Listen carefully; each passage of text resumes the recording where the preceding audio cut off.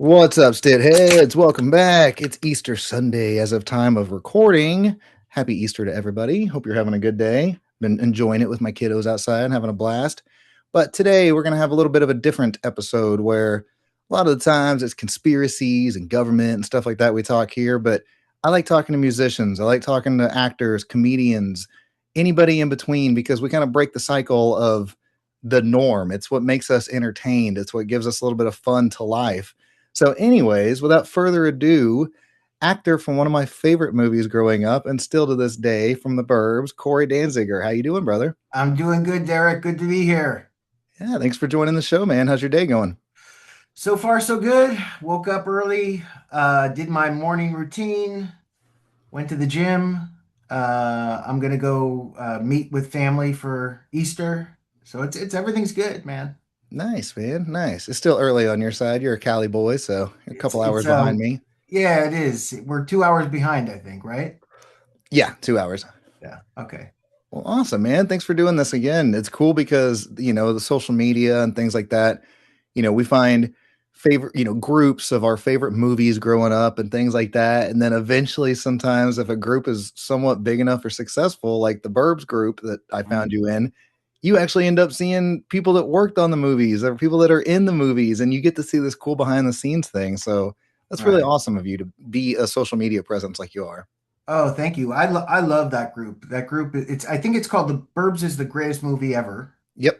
And it's I know it's about 25,000 people, and if you love the movie, you'll love the group. There's not a lot of junk being thrown into the mix. It's mostly fun. People are really creative.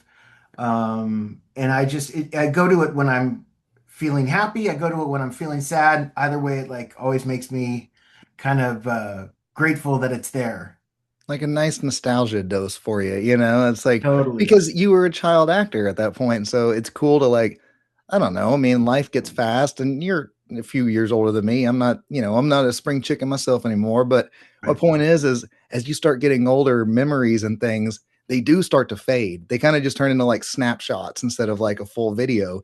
So it's kind of crazy to be, at the age you are now, looking back and seeing being a child actor and being like, wow, dude, you get to relive some of those memories. You know what I mean?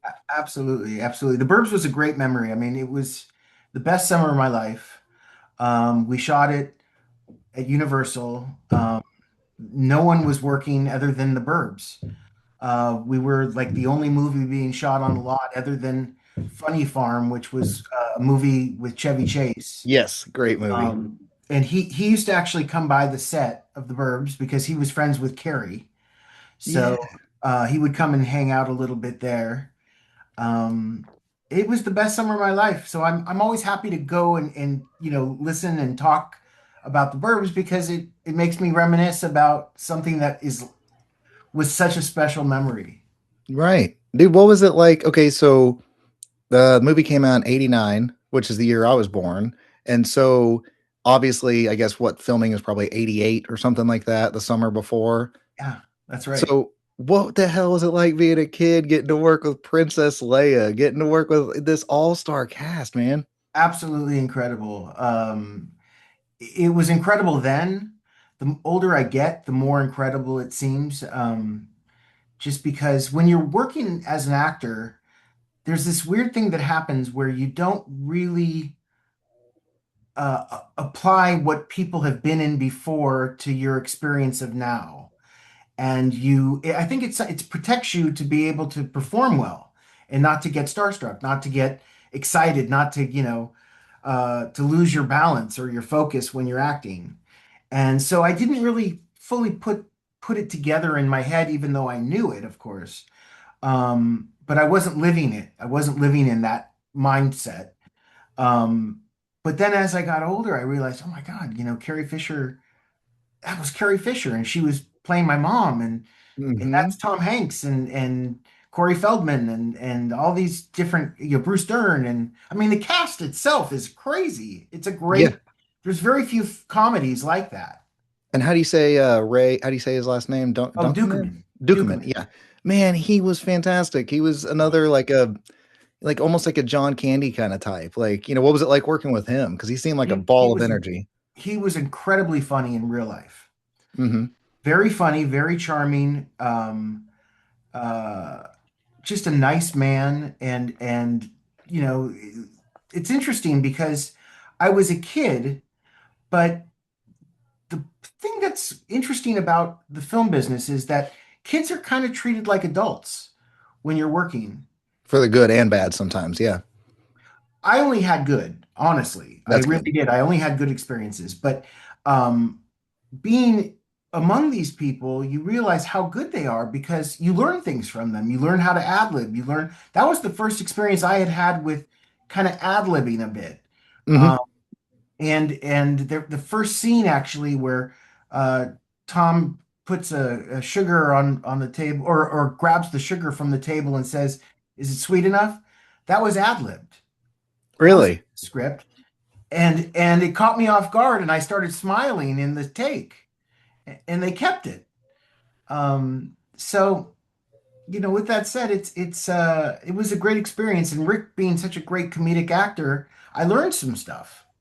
hmm, a good young influence. Yeah, Yeah, he was. He really was a great influence. He passed away, yeah. unfortunately. Unfortunately, Yeah.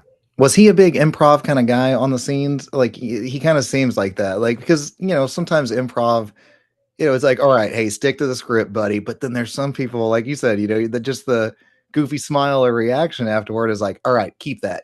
So was Ray a big kind of Yeah, improv guy? the whole crew and cast was not really working at the time with a writer because there was a writer's strike.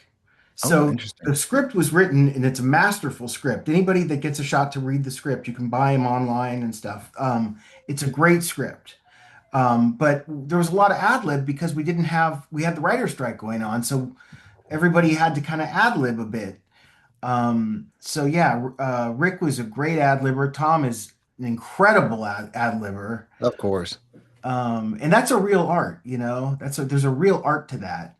Hmm. So it was great. Yeah, It was a it's great, its own great experience. comedy style, like stand-up comedy. There's the guys that do only the crowd work, which is still kind of improv, but then there's the other guys that can write their awesome jokes, but sometimes you got to be able to deviate from the script depending on the crowd or the environment. And so yeah, it's good to have that in your, like it's good to be able to memorize lines, obviously, but it's good to be able to like just go with the flow sometimes. 100%, 100%. Right on.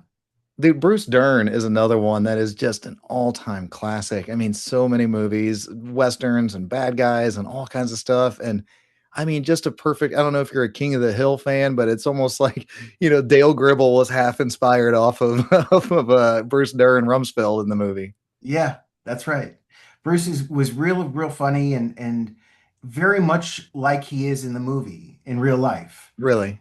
Absolutely. He was kind of a tough, kind of dark comedy approach, and it was hilarious to be around him. And I remember that even as a kid. My father came to the set when we first started, and I was walking him around and introducing him to, this is Chris, the DP. This is Bruce. He plays Rumsfeld in the movie. And Bruce said, "So, you're Cory Danziger's father?" And my father said, "Yes, I am." And he said, "He's a sneaky little son of a bitch." Oh no, what, he's a sneaky little bastard. And what my was the context of that? Well, because I was the only kid on the set, one.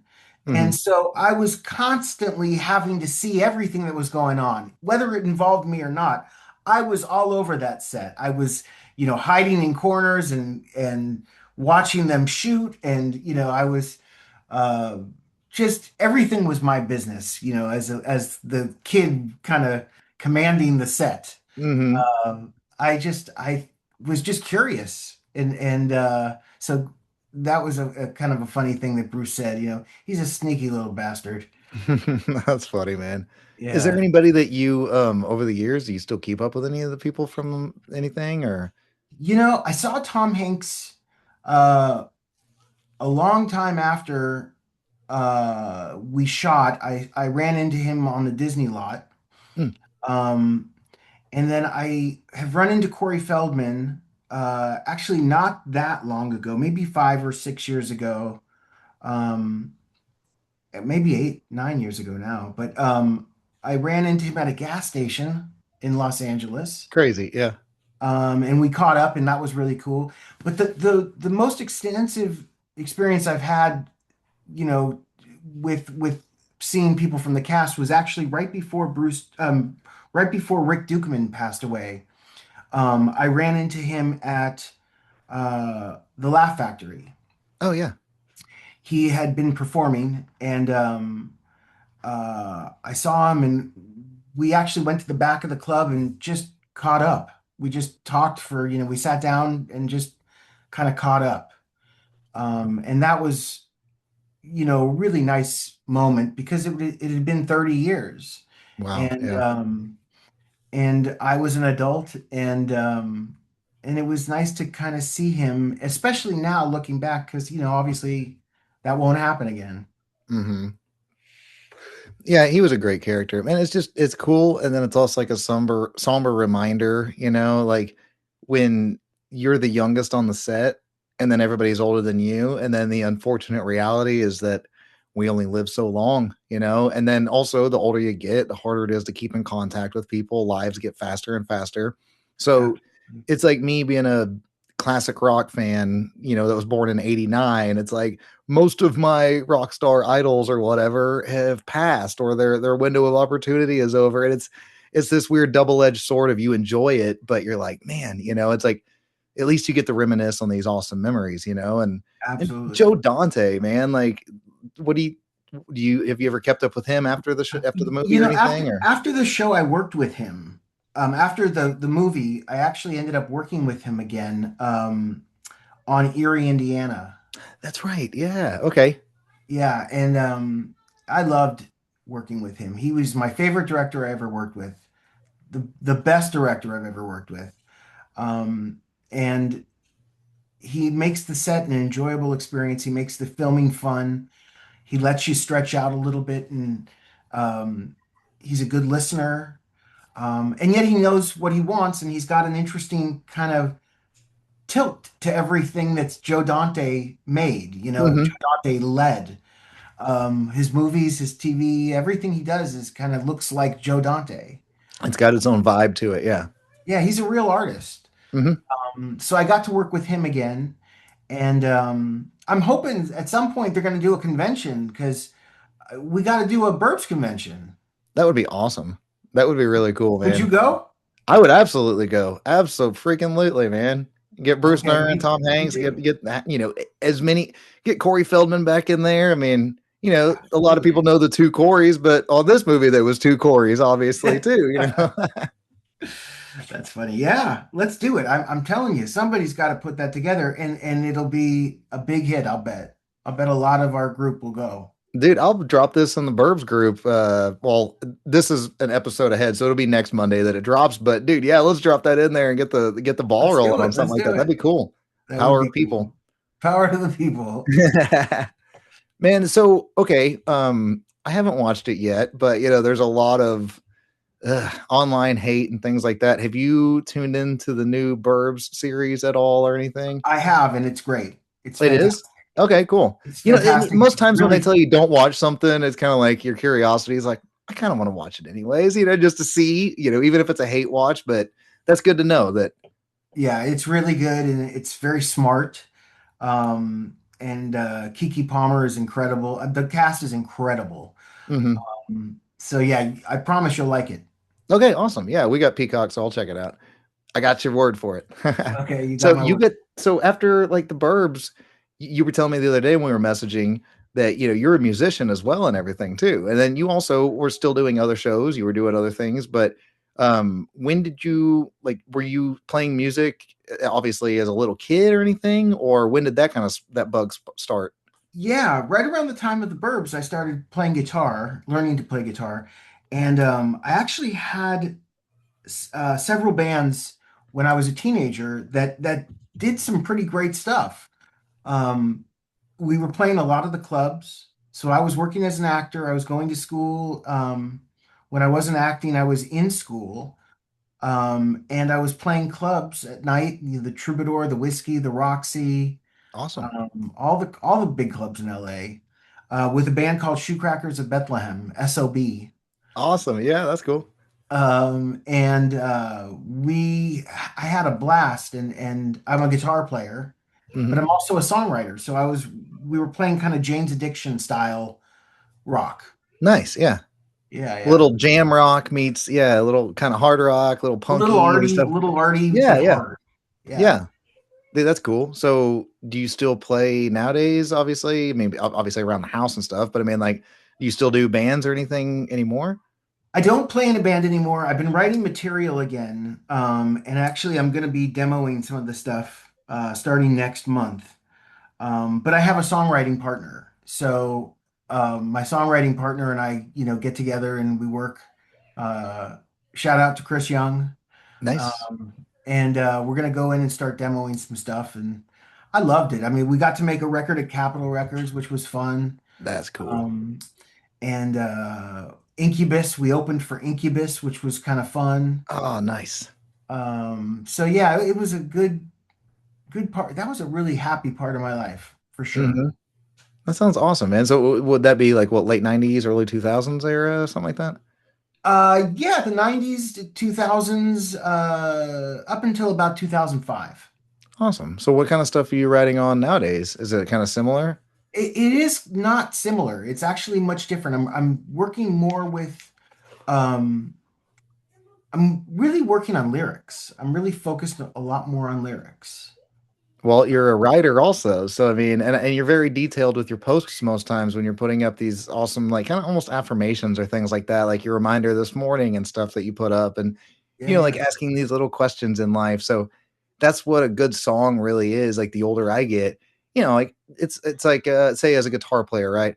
Yngwie Malmsteen's badass when you're 16, and it doesn't mean at 37 he's not badass, but you also really start to appreciate David Gilmour, where you do right, less or you do more with less kind of thing. And the right. same with like writing lyrics. You can just pump out lyrics or just like, okay, get the song done. Or you can actually make them meaningful and be like, whoa, dude, that song kind of sticks with you and it's memorable. Completely. It's a challenge. Hmm.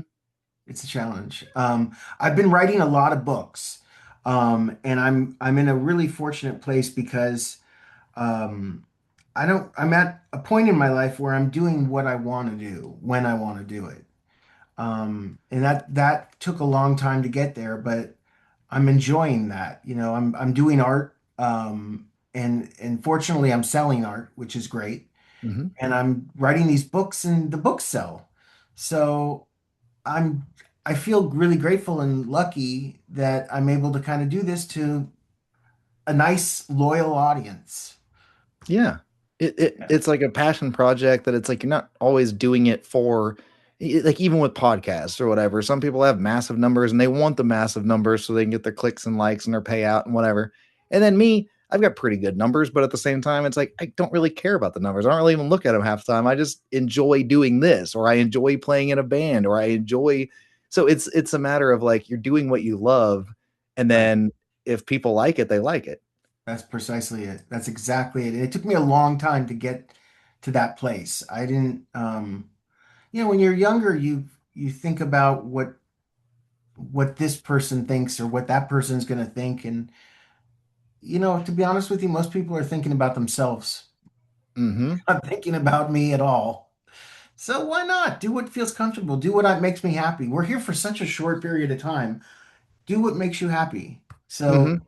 I guess you're experiencing that as well, but it took me a long time to learn that. So yeah, It's kind of like you ever seen the movie The Men Who Stare at Goats with George no, Clooney and all them? Oh, dude, it's a great movie. It's like a military, but it's like a MK Ultra psyops division hippie era kind of like it's all star cast: Kevin Spacey, George Clooney, Ewan McGregor, crap, the dude Big Lebowski, Jeff Bridges. And oh anyways, yeah, Jeff Bridges starts this military branch where it's like all these guys that were kind of outcasts, and we're gonna go mind control. Anywho, George Clooney is this like uptight stiff because his dad was always telling him, don't dance, don't this and that, don't express yourself. And that's the first thing that he teaches him in there is like, let loose, be yourself. So next thing you know, George Clooney's dancing his butt off and he's having the time of his life because he lost that that thinking about what everybody else is telling him, like kind of what you're saying. That's right. It's that freeingness of just like, who cares? Dance like nobody's watching, or even if A they hundred are, you percent. know. 100%. It took me a long time to get that, but I'm finally there, and I'm gonna go with it. Hmm. Yeah, you do it. Do what you love, man. And so you also, like you said, you're writing books, you're doing art, you're playing music, you're writing music. You know, acting here and there. Obviously, maybe I don't know if you're still doing acting as much anymore, or what you're up to, I but actually it's have a project that's coming out, and it was a film, but they've redone it.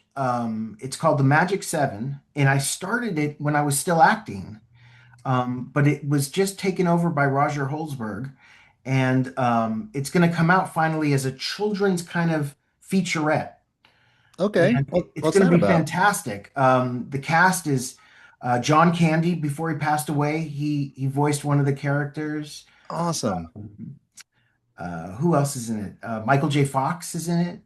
Um, awesome, James Earl Jones. dude.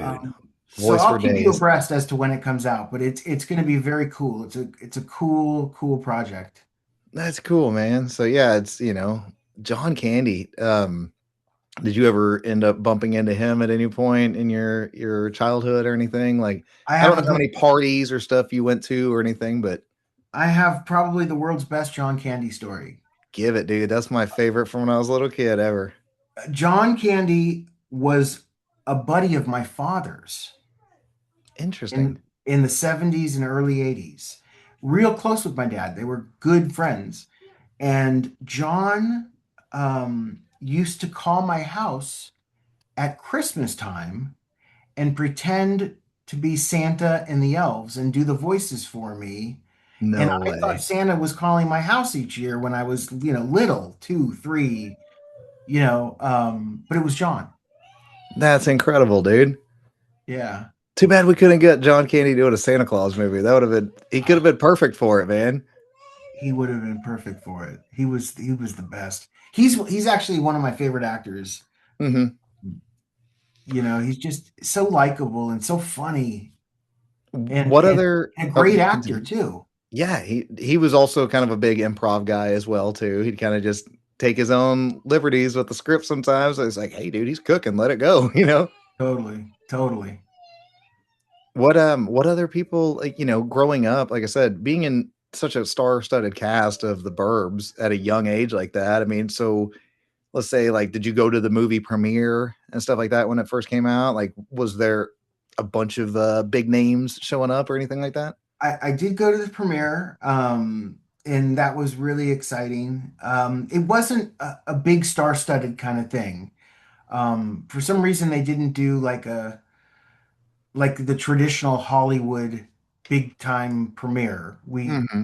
We had, it was a big audience, but it was held in a theater, and it was really more for the cast and crew to kind of experience the project or experience the movie.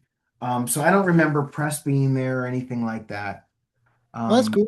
I mean, yeah, it was weird. Like you said, there was a writer strike obviously going on and stuff too. And then, Tom Hanks coming off of, Big and movies like that. So right, there is a weird thing that like the cool part about that movie is that I don't mean it in a negative way, but it's one of those movies like Office Space or things like that, where when it first came out, I don't know if it was completely appreciated enough, and then a few years later, this cult following just builds up and you're like, right. whoa, this ended up being more, it's like listening to mainstream news. Go talk to the regular people, and they're like, dude, I love that movie.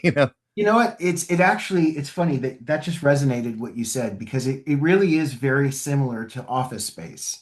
Hmm. When it came out, for the first, month, it was a kind of a big deal, but then it was a quiet kind of thing.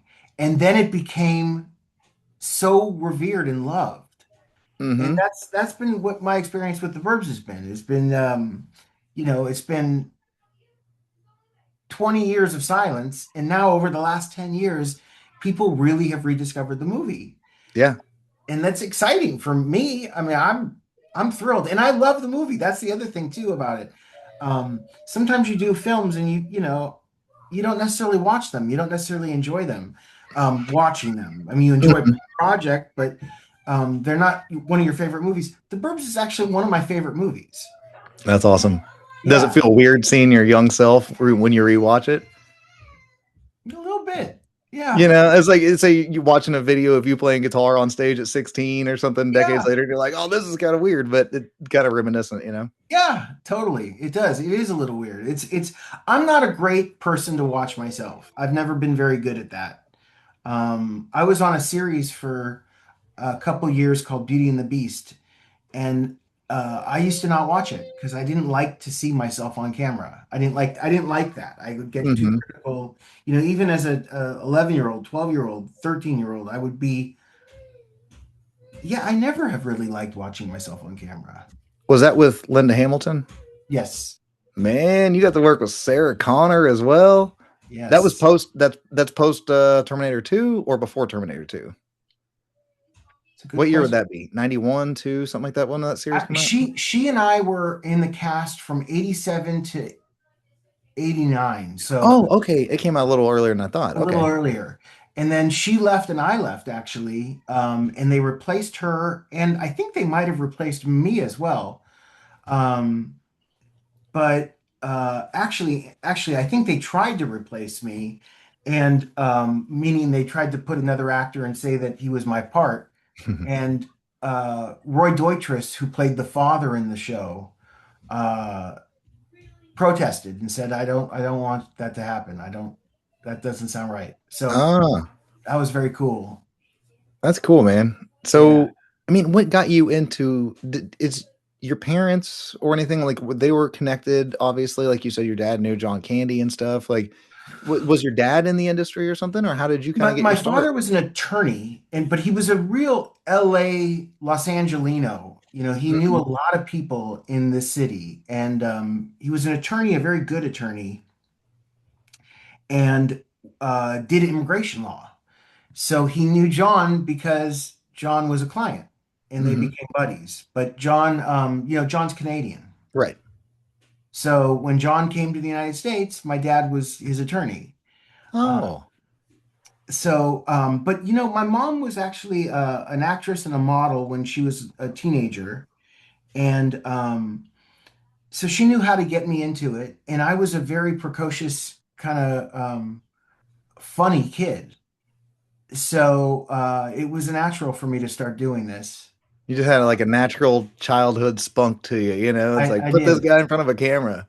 I did. I mean, Yeah. I had a real large head, and I was a little body and a large head, and I was just full of giggles and full of laughs and ready to perform any chance I got. And it just seemed like a natural for me to do this.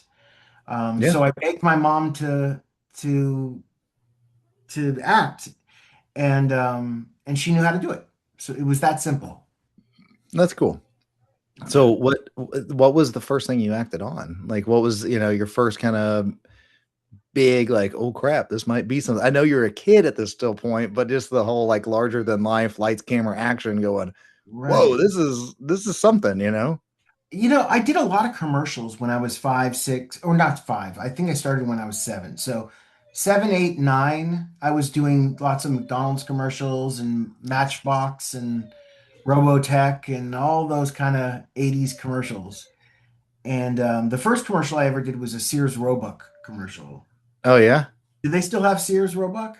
Actually, we just closed our last Sears, I think, like 3 or 4 years ago here in Tulsa. So, Oh.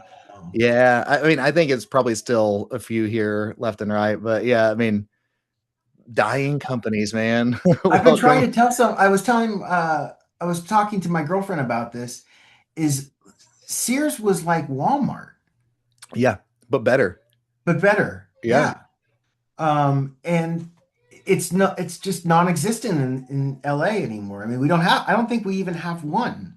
yeah. I think there might, like I said, there might be a few. It's kind of like that whole like last remaining blockbuster documentary and stuff like that. It's like, man, Yes. something that used to be everywhere. It's like they just kind of disappear eventually, and then it's like a Mandela effect. You're trying to tell younger people about something. They're like, I never heard of that. Totally. It's so weird. It's so weird. The world in the 80s doesn't look like this world. Hmm. And it's only been, 35 years and since it's been the 80s, and it's just so odd. Uh, Everything's so accelerated now. it is. It Hmm. is. Um, but yeah. So anyways, yeah, so Sears Roebuck, and then when I got to be about 9 or 10, I started doing television shows, a lot of television shows. And I was on Who's the Boss and Star Trek and Yep. Empty Nest and Newhart and those kind of shows. And and then I started doing films around 11 or 12. And I kept going. I kept acting till I was about maybe 16, 17. Hmm. And then I decided to go to college, and my interest changed. I wasn't really interested in acting anymore. I was kind of interested in politics and art and music even. So you change when you're 7 and to your 17. Right. Big difference. Yeah. But for 10 years I was working like crazy and having a great time. Dude, the 80s and early 90s is just a whole nother world, you know? I mean, like I said, I'm a 90s guy, so I remember quite a bit of the 90s. I was born in 89, so I didn't get to experience all the crazy heyday party time. But, Mhm. at the same time, it's like kind of like I was saying, the world is so accelerated nowadays to where we're too busy keeping up on the last 2 days stories of things that we don't sometimes even get to reminisce anymore about the old days. Or sometimes there's a little rose colored lenses to the old days where it's like, oh, we forget this was going on too and whatever. Absolutely. But Absolutely. with you said as a musician, and I didn't know you got into politics or anything, and we don't have to go into that if you don't want to. But what were you going into college for? Like what was your major or anything like that? My major was visual arts. Okay. So art, obviously, something that I was always interested in. I really was contemplating screenwriting. So Oh, cool. I liked writing scripts, and I was doing that. And then I really fell in love with fine art. And as I got out of college, I was writing television commercials, actually. The first job I got out of college was writing TV commercials. And slowly over the last 20 years, I've really fallen into the art world, and I just love it. I love art, fine art. I love Hmm. knowing that something you create is going to be in someone's life every single day they're looking Yep. at it. So what did was that something that like as a kid that interested you? Like were you always kind of like artistic in drawing, or is it something you figured out later in life? No, I was always artistic. I mean, whether it was music, whether it was writing, whether it was drawing, I used to really focus a lot on drawing. Um, and then acting, of course, but um, I've just always been a creative type. Yeah, Hmm. I'm sure you are too. I mean, Well, obviously, I'm a musician. I'm good at editing and stuff like that. I took music production for a few years when I was younger. I'm actually really good at like mixing, mastering, and just this weird, like you said, like the artiste side of it. Like instead of being in the spotlight, which it's fun yeah, too, but then like to step back and make somebody else sound good. That's the kind of shit I'm into. But it's also totally. like my brother, my little brother, Mark, he's a fantastic artist. Like when it comes to just freehand drawing, things like that. Me, I can play you a song and I can make you dance your butt because I'm a bass player and a guitar player. But if you want me to draw something, it's going to be stick people. Like I can't draw to save my life. So I'm always impressed with people that are really good artists. And like, dude, you got some cool stuff that like I like how you focus nowadays. What's your company Scene 4? Is that correct? Right. Scene four. I actually left scene four. Oh, okay. Yeah, But I I was was, just gonna say, like, your music art yeah. is awesome. Like, Oh, I've thank seen you. you're obviously a big Eddie Van Halen fan. That's my favorite guitar player forever. And it's Yeah. like just seeing some of the stuff you come up with is like really cool. Thank you, brother. Well, we have good similar tastes. But yeah, the Scene 4 stuff is fantastic. If anybody wants to see it, it's scene4.com, SCENEFOUR.com. And it's a partnership with me and a real talented artist named Ravi Dosage. And we collaborate with famous musicians through their performance. We're able to capture it and make it into fine art. Uh, Hmm. so a lot of our pieces are abstract drum art pieces, pieces made with drummers using special sticks. That's that cool. allows you to make this abstract art from their movement. Oh, Um, wow. yeah, so we worked with Bill Ward from Sabbath. We worked with Chad Smith from the Chili Peppers and Rick Allen from Def Leppard and Steve Smith from Journey and Mickey Hart from the Grateful Dead. And I mean, we did this for 25 years, and Ravi still does it. Ravi's still, Steam 4 is still thriving and kicking ass. He just did a collection with, he built a glove, we built a glove that allows guitar players to have visual art through their movement on the fretboard. And so we Ooh, did that's a, cool. yeah, it's incredibly cool. And we did Yngwie Malmsteen, we did Joe Satriani, Nice. Ravi just did Steve Vai. So I'd Man. encourage people to go see it. It's absolutely amazing. And it's at scene4.com.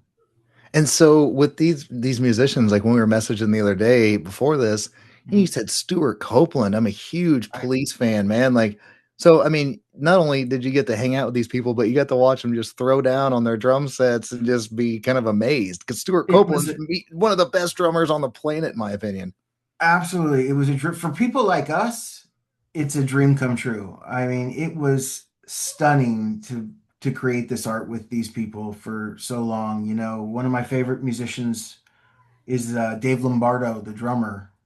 And Slayer, baby. watching him play up close is it's like seeing Miles Davis play the trumpet in front of you. I mean, these are just God-given talent. Hmm. It doesn't leave you. I still think about some of these sessions and how incredible it was to watch. So that's just so cool that like you based the art and the style off of their actual technique and their playing. So I mean, everybody's got their own little twist. I mean, Rick Allen, not to like, say it in a weird way, but he's only got one arm. So like was his art, because I know he's an artist as well. He paints and stuff like that. Right. But was his drumming artwork, I don't know how to completely say this, but like was his different than everybody else's or That's the beauty of it is everybody's art looks different. Mhm. Everybody, whether it's Rick Allen or Mickey Hart or Bill Ward, they all look different. And when you capture through light the movement of these wildly talented people, it all looks different because there's a signature movement, there's a signature look to each of these guys. Um, Right. and it looks like what they sound like. Like I'm thinking about the Black Sabbath Bill Ward pieces look drastically different than the Journey Steve Smith pieces.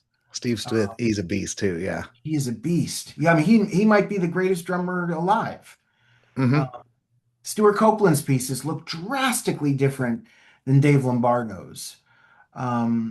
Their styles dictate what the music sounds like, but also what it looks like when it's captured. So I think that's just a cool concept, man. That's a really cool idea. The rhythm of music meets the rhythm of art.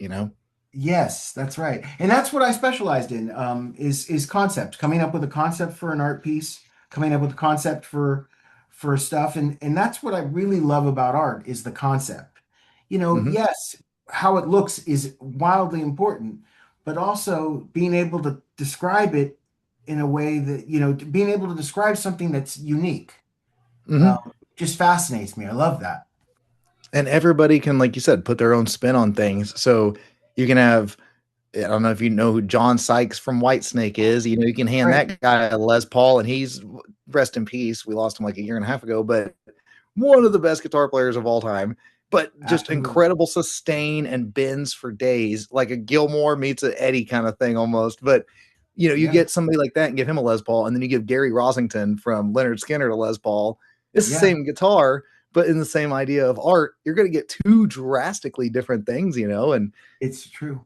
That's let's talk a exactly little right. like music shop, man. Like what's your, you said you're a guitar player, so like what's your kind of go-to? Somebody says you're on a desert island, you a Strat Yeah. guy, a Les Paul, Flying V, like I am a Strat guy. I have a lot of Strats. I have a Tele that I love, mhm, Telecaster that I love. But you know what I'm underappreciated trying to tellies. get is I'm a fan of Ernie Ball guitars. Yes, yes. Do you have you played I'm in a, it? I'm an Ernie Ball Music Man bass player. Like I've got their Sterling, the knockoff brand, but dude, Oh Ernie yeah, Balls are always slept on. Yamahas are always slept on. But yeah, continue. What's your thoughts? yeah. No, I'm trying to get a left-handed Ernie Ball Access Sport. You're Uh, left-handed. I didn't know that. yeah, I'm left-handed, so Awesome. it's a rare guitar, the Access or Access Sport, but I'm trying to get one. So if anybody hears this and knows how to get a left-handed Ernie Ball, I would really appreciate it. Man, dudes, and that's kind of basically that's the old back to Eddie Van Halen again. Like that's kind of his design, and then he was with Ernie Ball for like a year or two on the for Unlawful Carnal Knowledge or whatever album, and then I think it was Balance, the next album, where That's he right. had his PV endorsement at that point. That's right. Did you ever see Eddie live? Three times. I saw Roth twice and Hagar once. I've seen Hagar twice solo. But yeah, I mean, it was okay. So the kind of tumultuous Sammy Hagar reunion, I think that was 2004, Right. 2003 or four. I saw that in Oklahoma City, and I thought it was fantastic. And then honestly, the opener was Shinedown when they first came out. So Fly Oh, from the Inside, like 45 had just hit the radio, and we're watching Brent Smith with long red hair. Me and my brother, and my dad.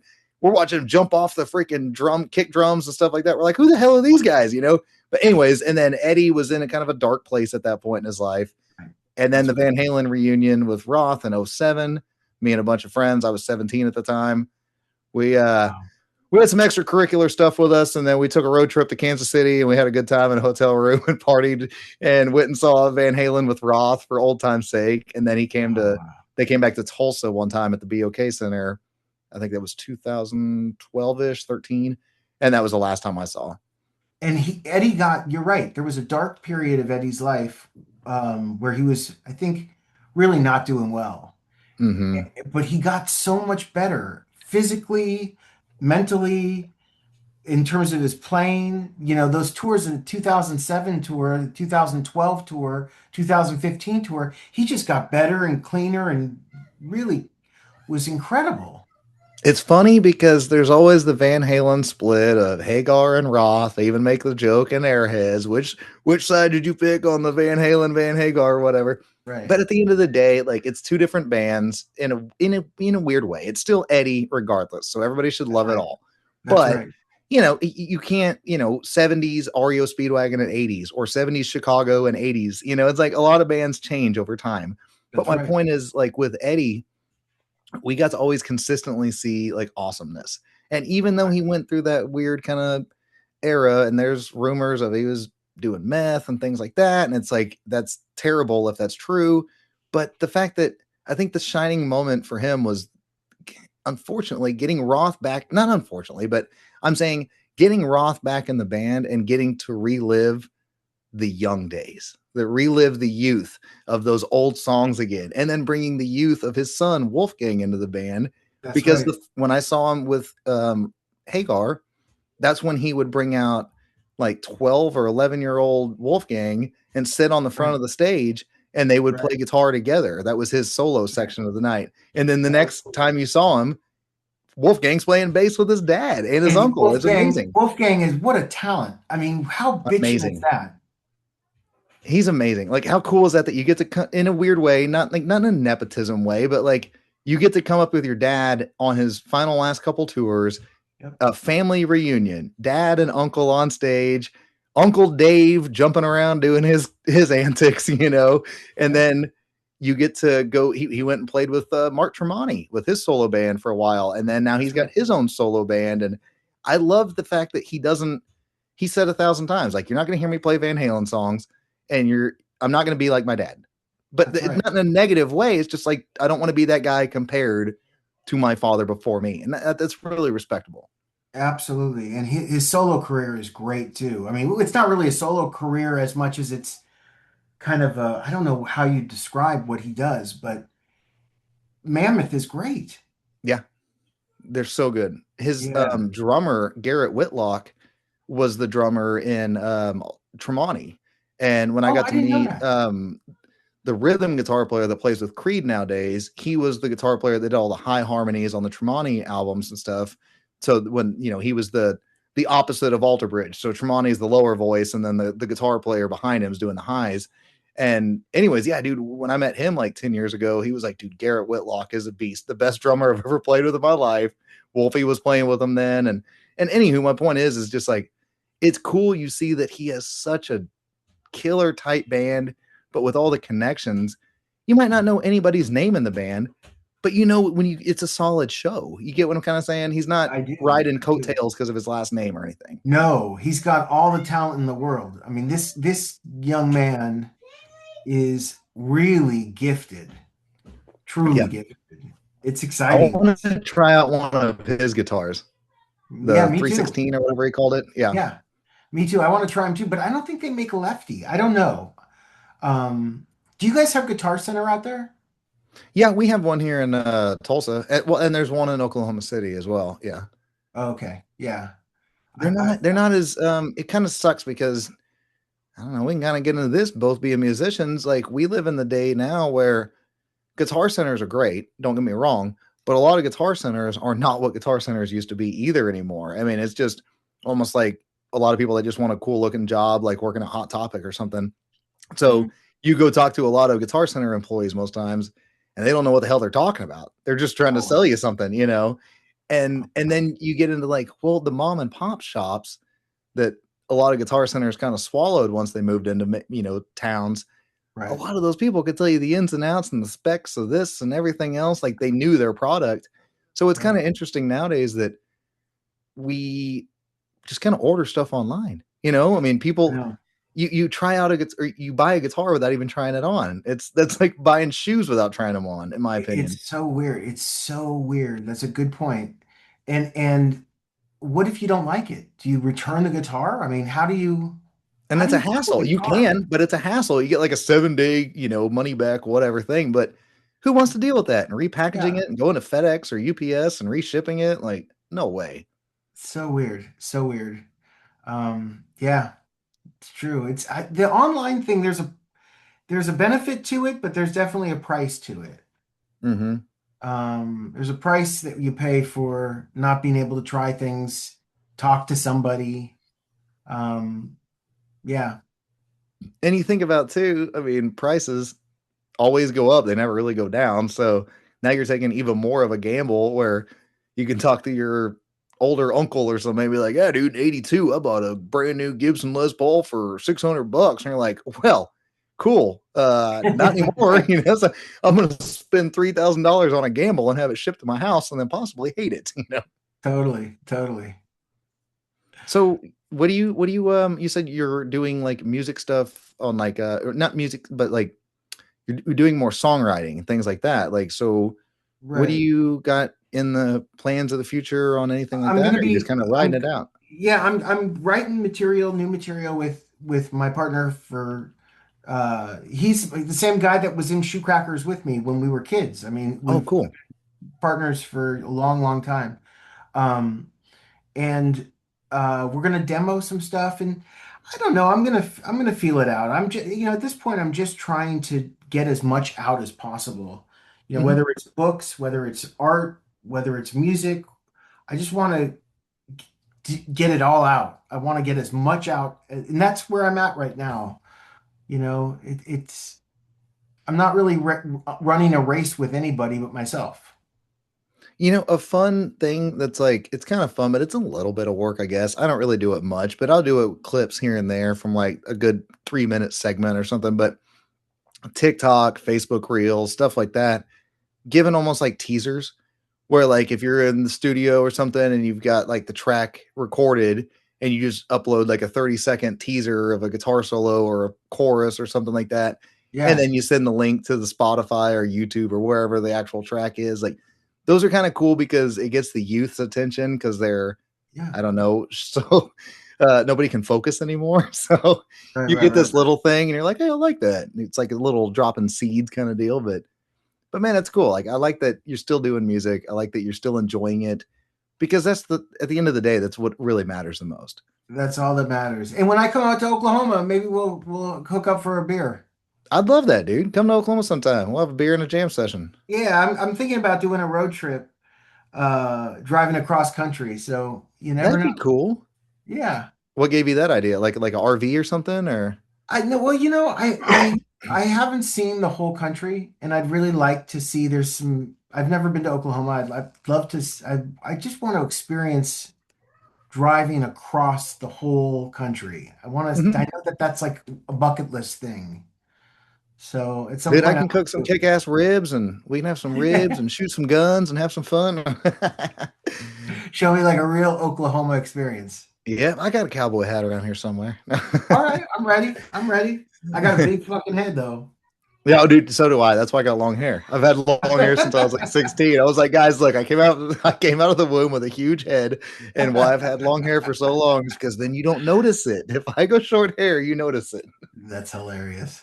That's hilarious. Well, man, back to like just the fact that like this is a cool full circle of, your life, what you've been doing, what you've done in the past, where you started, everything like that. Like anybody that's coming into wanting to be like, let's say an actor now versus the 80s or 90s, like, is there any thoughts as you're getting older, like what, like, I mean, not in a negative way, but is it worth it? Like, I mean, we see a lot of negative with Hollywood anymore. Is it worth putting your kids into sometimes a literal meat grinder, you know?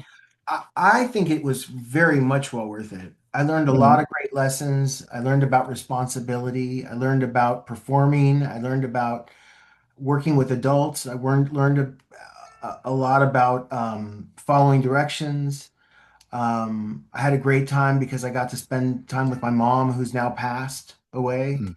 Um, so I would definitely say, if as long as you're on top of watching your kid, do it. It's a great experience. I had a blast. There's a lot more. I'm glad you had a great experience because there's a lot more like laws on the books now to protect children.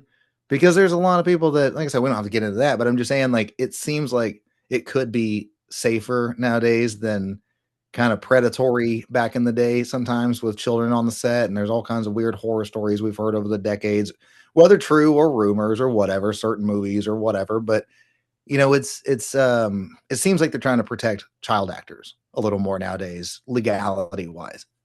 I never I never had any bad experiences. I was very, very lucky. Hmm.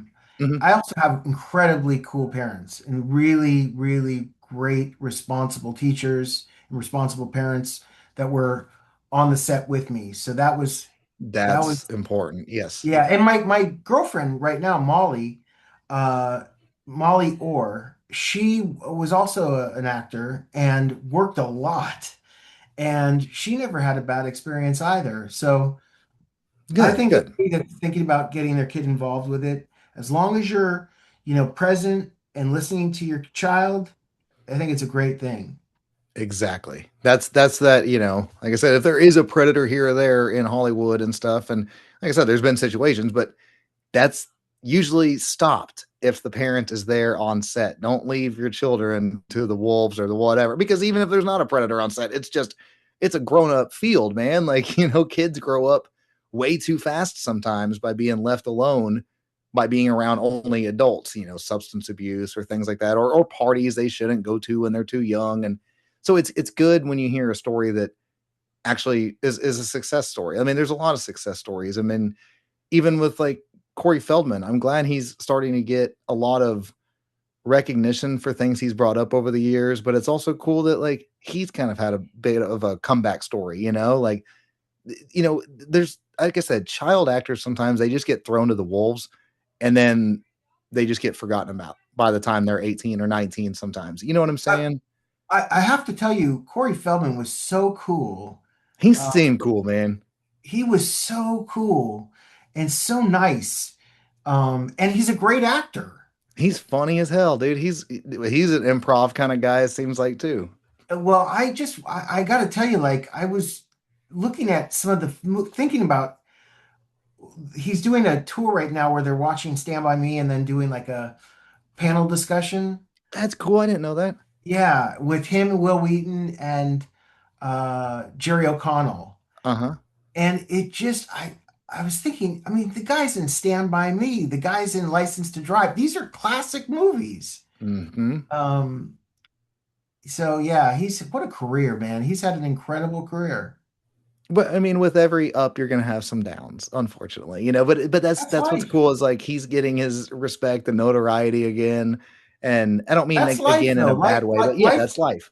yeah, it is. And you know, the beautiful thing of the best and most exciting part of life is uh seeing people's ups and downs, and when they get back up after a down, that's the coolest part of life.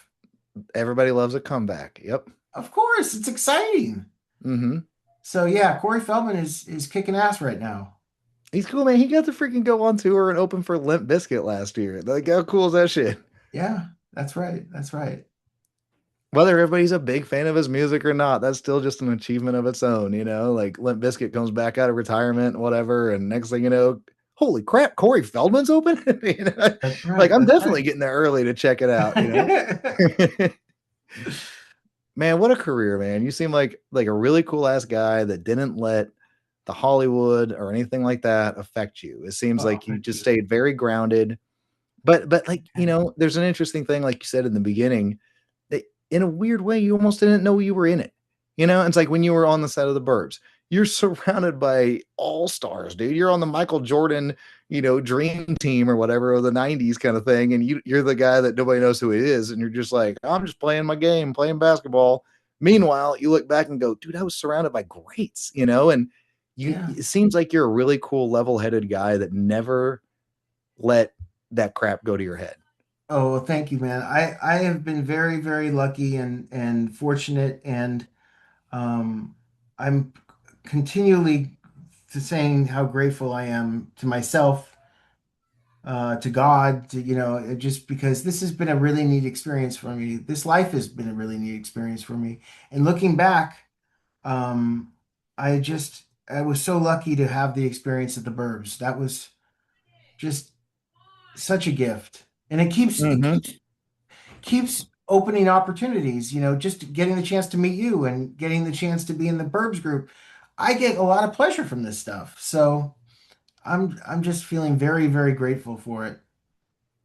Yeah, dude, and we all appreciate it. You know, it's all cool that you know you get to watch something and you actually get to interact with the people. You know, that Oh, you it's know a grew up great that time. have a fondness to your heart. And you're like, no way, I get to actually talk with these people and hear cool stories like we're doing right now. It's so fun and so and again, I love the movie. I love it. I think it's What's hilarious. fun is that like the funny, I mean, is that you're the second guest from the Burbs I've had on. I had Courtney Gaines on about a year ago.